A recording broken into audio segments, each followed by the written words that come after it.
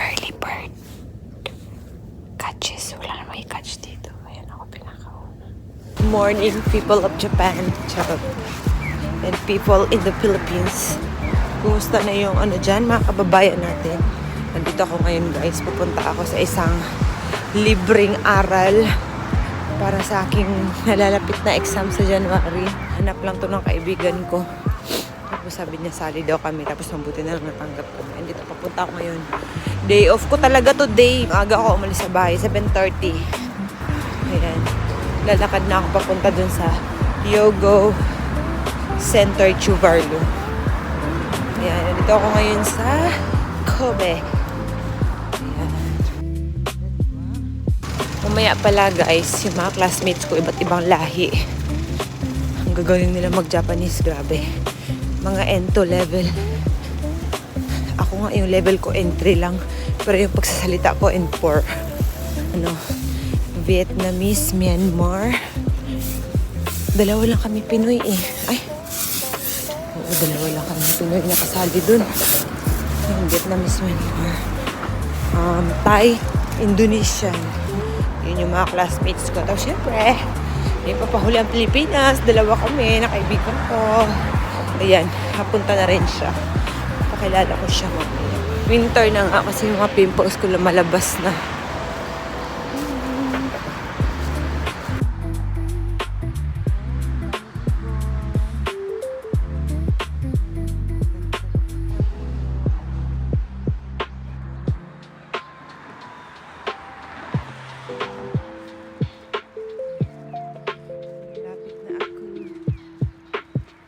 Dito na ako.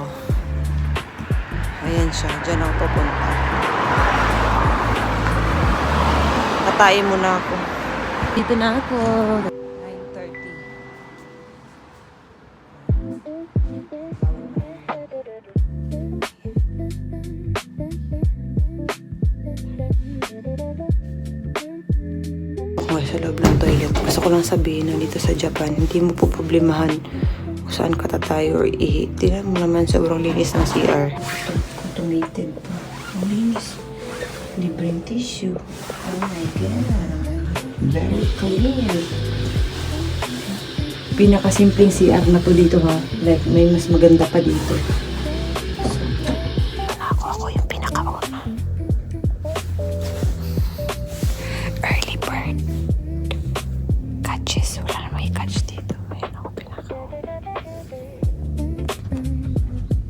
Nauna ako partida, tumahi pa ako niyan na tagal ko dun sa CR. Baka malalayo yung mga classmates ko, malalayo yung bahay nila.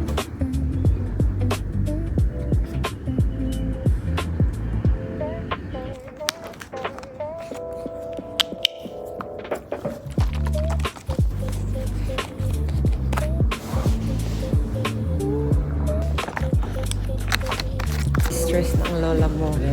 12:50 ang break time namin. Bumibili ako ng kape. Grabe guys, ito na talaga yung time na sobrang pagod talaga ng utak ko kasi wala talagang ka-idea yung kung ano yung about sa exam, kung about yung Kaigo Fukushishi. Tapos nagulat ako guys. Nagulat ako sa mga kanji. Hindi ko mabasa. Ang hirap talaga. Ay, grabe. Pagod na pagod talaga ako dyan. Promise.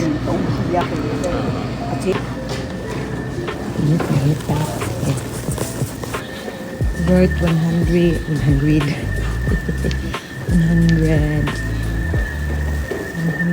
pesos. 180 yen. Guys, balik na ako sa room. Guys, tapos na aming exam. Grabe naman ang mga chika namin. Hindi na ako nakapag-video. Wow. Tapos hindi pala ma-upload. Ayan guys, nakakuha kami ng libreng benkyo. Ayan. Uy, kahit masakit ang ulo ko. Alam mo, sa totoo lang, te, as in, te. Ito ang pinaka-thankful na nangyari this year sa, sa live ko na nakalibre ako ng benkyo. Uy, sa totoo lang.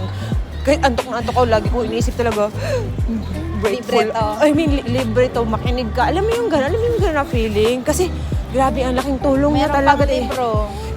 Oo, tsaka, alam mo, marami akong hindi naintindihan. Pero kahit papaano, kung wala yan, wala ka talaga maintindihan.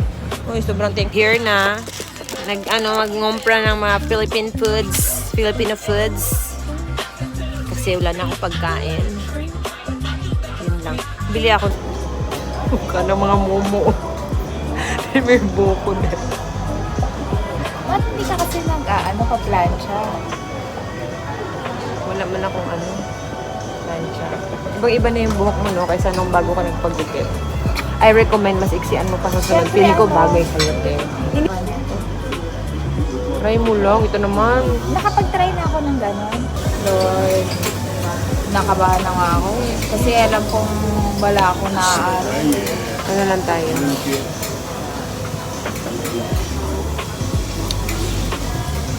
Kakain na kami. Gamit natin ha. Oo lang. Guys, yun yung gamit namin. Kasama si Arwin. Ayun, busy mag-aral.